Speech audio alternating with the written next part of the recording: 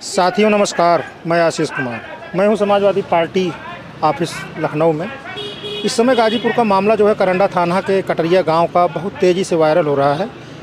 वहां पे विश्वकर्मा समाज भी एक हो रहा है, पीडीए समाज भी एक हो रहा है। अखिलेश यादव ने आज बड़ी प्रेस कॉन्फ्रेंस की है और लंबी लड़ाई लड़ने की बात की है विश्वकर्मा समाज के लिए। समाजवादी पार्टी का डेलीगेशन गया था, वहाँ पर उनके ऊपर पथराव हुआ। राम आश्रय विश्वकर्मा जो कि समाजवादी पार्टी में बड़े नेता माने जाते हैं विश्वकर्मा समाज के और समाजवादी पार्टी के, उनके ऊपर भी पथराव हुआ और उनके सिर में चोट लग गई। अभी भी वो प्राइवेट हॉस्पिटल में अपना इलाज करा रहे हैं।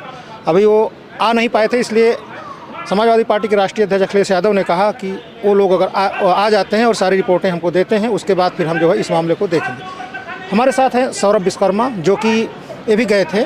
क्या था मामला वहाँ, कैसे था भैया? जी, आपके चैनल के माध्यम से बताना चाहता हूं सर्वप्रथम कि मेरा नाम सौरभ विश्वकर्मा है। मैं इलाहाबाद विश्वविद्यालय से छात्र राजनीति किया और वहीं पीसीबी छात्रावास में रहता था। आज जो विगत एक हफ्ते से ऊपर हो गया घटना देख रहे हैं निशा विश्वकर्मा के साथ, कितना निंदनीय है। यह बहुत ही निंदनीय है। निंदनीय इसलिए है कि उत्तर प्रदेश की शासन सत्ता व्यवस्था जो भी है पूरी लचर है और पूरी पीडीए के खिलाफ है। पिछड़ा, दलित, अल्पसंख्यक, कोई भी लोहार, कोहार, पासी, चमार, धोबी, जो भी जाति के लोग हैं उनके ये खिलाफ है। ये केवल इनका शोषण कैसे करे, इनके हक अधिकार पे कैसे डाका डाले, यही इनकी फितरत है।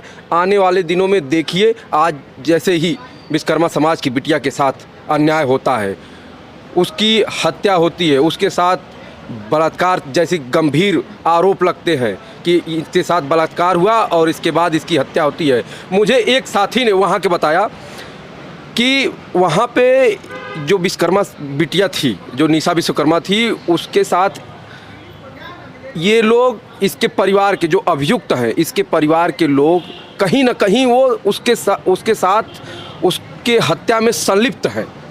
इसकी न्यायिक जांच की मांग करता हूं, वो भी इलाहाबाद हाई कोर्ट जैसे प्रतिष्ठित संस्थान के जज के निर्देश के साथ ही उनके द्वारा कमेटी बनाई जाए और उस प्रकरण को संज्ञान में लेते हुए वहां जांच हो।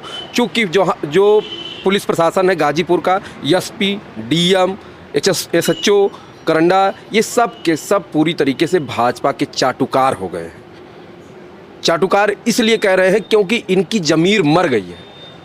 इनका ज़मीर ही मर गया है कि ये विभत्स घटना, ऐसी घटना जो पूरे भारत को, इस समय पूरा भारत विश्वकर्मा समाज जो पूरे भारत में जहाँ कहीं भी है, आपके चैनल के माध्यम से देख रहा है और तमाम सोशल मीडिया पे देख रहा है कि गाजीपुर में ऐसी विभत्स घटना हुई विश्वकर्मा बिटिया के साथ। आज वो सोशल मीडिया पे जागरूक हो गया है, एकजुट हो गया है। वही नहीं, बिंद समाज हो, पाल समाज हो और गौड़ समाज हो, तमाम ऐसी जातियों के लोग आज विश्वकर्मा बिटिया के साथ जो इन्होंने शोषण करने का काम किया। और इसमें जो प्रधान की भूमिका है, आप देखिएगा उसकी बोली भाषा, क्या मर्यादित वो बोली भाषा का प्रयोग कर रहा है।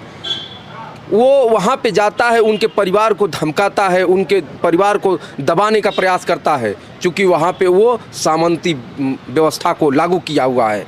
वहाँ जो भी बीजेपी के बड़े लीडर हैं उनका वो श्रेय पाता है। उसके आधार पे वहाँ एसपी, डीएम और एसएचओ के माध्यम से वो पूरी तरीके से सामंतवाद फैलाता है।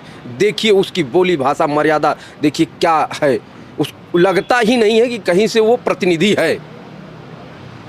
यह आलम है गाजीपुर में कि पिछड़ों को किस तरीके से उनके अधिकार से वंचित किया जाए, उनके साथ मार पीट और तमाम। सौरभ जी, एक चीज़ हमको ये बताइए, आप जो है छात्र राजनीति के हैं, इलाहाबाद यूनिवर्सिटी से पढ़े हुए हैं, ये प्रधान प्रतिनिधि का कौन सा पद होता है? कोई पद नहीं, ये प्रधान प्रतिनिधि इसलिए कह रहा हूँ, हमको ज़्यादा नहीं, जैसे जो है, जो वह आशुतोष सिंह है वह भी अपने आप को प्रधान प्रतिनिधि ही कहता है।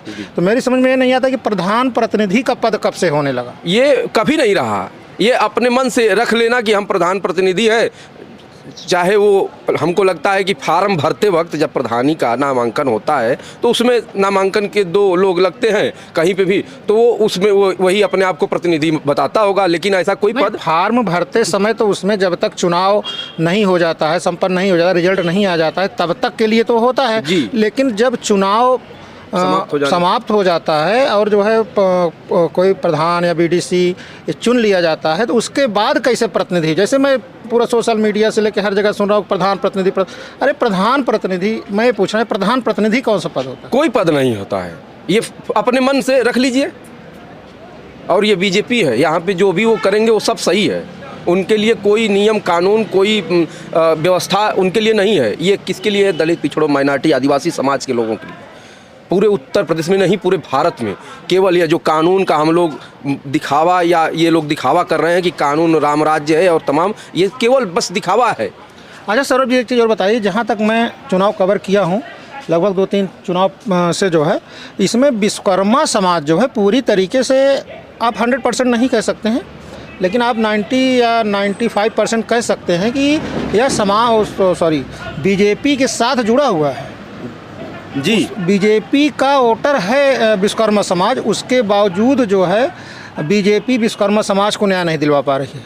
आप देख लीजिए, उठा कर देखिए, आज या कल की घटना है, आप देखिए पूरा का पूरा विश्वकर्मा समाज पे किसी भी व्यक्ति के ऊपर ये धारा नहीं लगाए हैं। दो बिरादरियों के ऊपर, एक यादव और एक गौड़ है, उनके ऊपर ये आपस में फूट कैसे